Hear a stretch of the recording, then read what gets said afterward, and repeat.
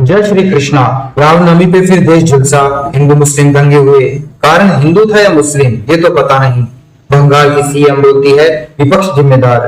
बिहार की शासन करने वाली पार्टी का नेता बोलता है मुस्लिम तो आत्मरक्षा के लिए बॉम्ब बनाते हैं। वाह क्या बात है। ऐसे राजनेता देश में होंगे तो हो गया देश का बंटाधार।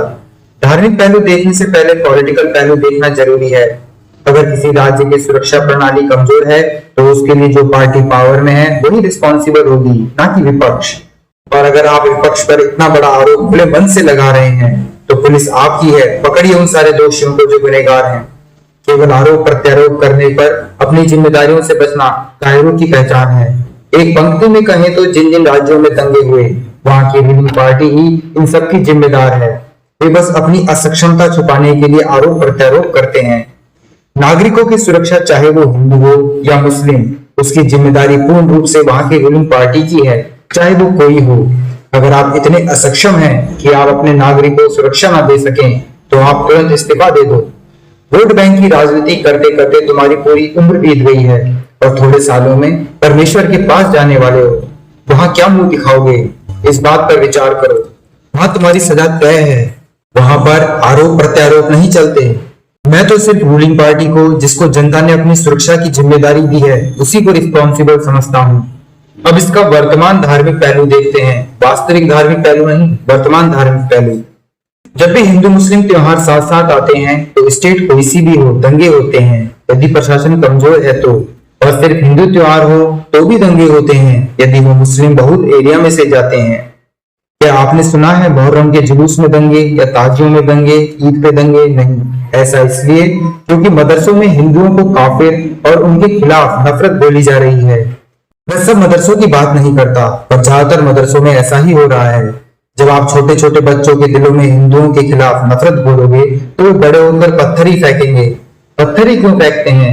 इसका कारण है क्योंकि इनको पढ़ाया जा रहा है कि हिंदुओं पर पत्थर फेंकने से अल्लाह खुश होंगे। हालांकि कुरान में कहीं भी जिक्र नहीं है कि पत्थर फेंकने से अल्लाह मिलेंगे। ये प्रशासन की जिम्मेदारी है कि अगर मदरसों में हिंदुओं के प्रति नफरत बढ़ाई जा रही है तो उसे तुरंत प्रभाव से बंद किया जाए। अन्यथा हमारा आने वाला समय ऐसा होगा जहां ना हिंदू सुरक्षित होंगे ना मुस्लिम।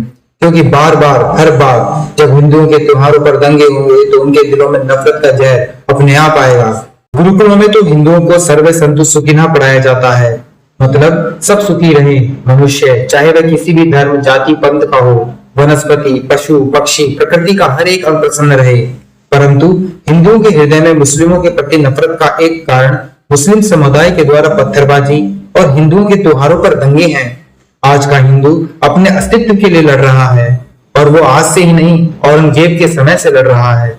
इतिहास साक्षी है, सनातन संस्कृति को हर तरह से रौंदने का प्रयास किया गया है। वो अपनी तरफ से आगे बढ़कर किसी भी समुदाय को दबाने का प्रयास नहीं करता। यही कारण है हिंदुस्तान में मुस्लिम बढ़ रहे हैं और इस्लाम को मानने वाले देशों में हिंदू घट रहे हैं। अपने ही देश में हिंदू अपने अस्तित्व के लिए लड़ रहा है, अपनी संस्कृति के लिए लड़ रहा है। कई सदियों से सनातन संस्कृति को खत्म करने का प्रयास किया जा रहा है, पर कहते हैं चाको राखे साइया मार सके ना कोई।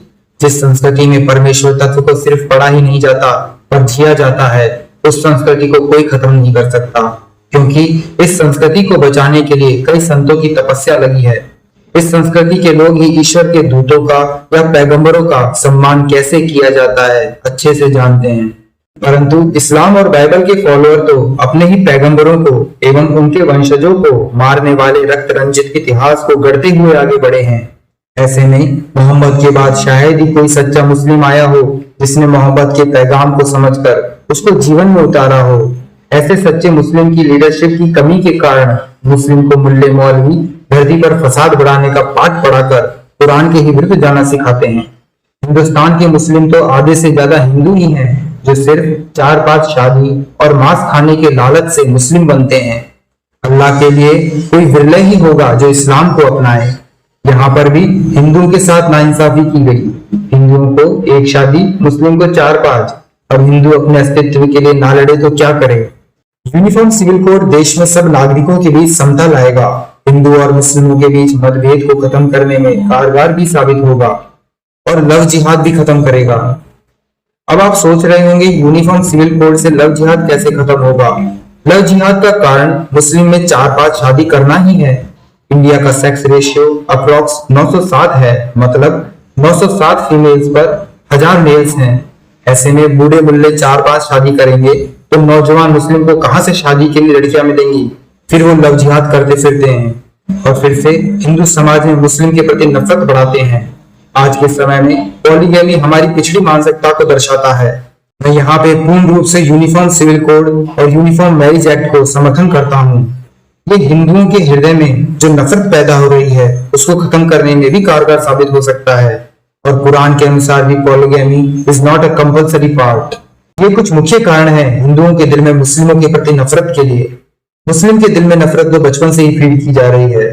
पत्थर फेंकना हिंदुओं पर दर्शाता है कि वे हिंदुओं को शैतान या काफिर समझते हैं जो उन्हें अल्लाह से दूर ले जाएगा।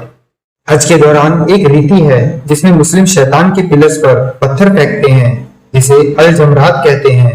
कहा जाता है कि इब्राहिम जब अपने बच्चे की बलि देने जा रहे थे तब शैतान ने उन्हें रोका तो उन्होंने 7 पत्थर उस पर फेंके 3 दफा, तब वह शैतान वहां से चला गया। ये रस्म दर्शाती है कि शैतान पर पत्थर मारकर अल्लाह को खुश किया जाता है। ऐसे में जब हिंदुओं को काफिर बतलाया जाएगा या शैतान बतलाया जाएगा तो अल्लाह के नाम पर अंध मुस्लिम धरती पर फसाद करेंगे ही करेंगे, क्योंकि आज का अंध मुस्लिम अल्लाह के लिए नहीं मौलवी के लिए कुछ भी कर सकता है। मौलवी जो बोलेगा वो करेंगे। किसी का भी सर धड़ से अलग कर सकते हैं, पशु बलि कर सकते हैं, पत्थर फेंक कर फसाद कर सकते हैं, क्लोज रिलेटिव्स में शादी कर सकते हैं, लव जिहाद कर सकते हैं, हलाला कर सकते हैं और तो और वो अल्लाह के आदेशों को नाकार सकते हैं।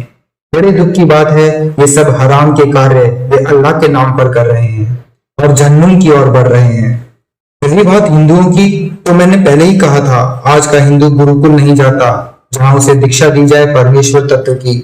ऐसे में मुस्लिम समुदाय से नफरत दंगों के कारण बनती है। हिंदू में भी अराजक तत्व होते हैं। मैं और मेरा परिवार खुद उसका पीड़ित है। वो गुंडागर्दी करते हैं। ऐसे में मैं कैसे बोलूं आज का हर हिंदू सनातनी है। दुख तब और ज्यादा होता है जब हिंदू राम के नाम पर और मुस्लिम अल्लाह के नाम पर लड़ते हैं। ऐसी यात्राओं में 2-3 अराजक तत्व दोनों तरफ आएंगे और पूरे समुदाय को राम और अल्लाह के नाम पर लड़वा देंगे। प्रशासन को बस ड्रोन कैमरे से उन 2-3 अराजक तत्वों को पकड़कर यूपी सरकार की तर्ज पर बिना धर्म का मतभेद करते हुए दंडित करना है। तो शायद ऐसे दंगे हमारे देश में फिर ना होंगे। पर यह होगा तभी जब प्रशासन अपने वोट बैंक की राजनीति को छोड़कर जन कल्याण की राजनीति को अपनाएंगे, ताकि हर व्यक्ति चाहे हिंदू हो, चाहे मुस्लिम हो, चाहे सिख हो, चाहे ईसाई हो, इस भारत की धरती पर अपने को सुरक्षित महसूस कर पाए। जय भारत, जय श्रील प्रभुपाद।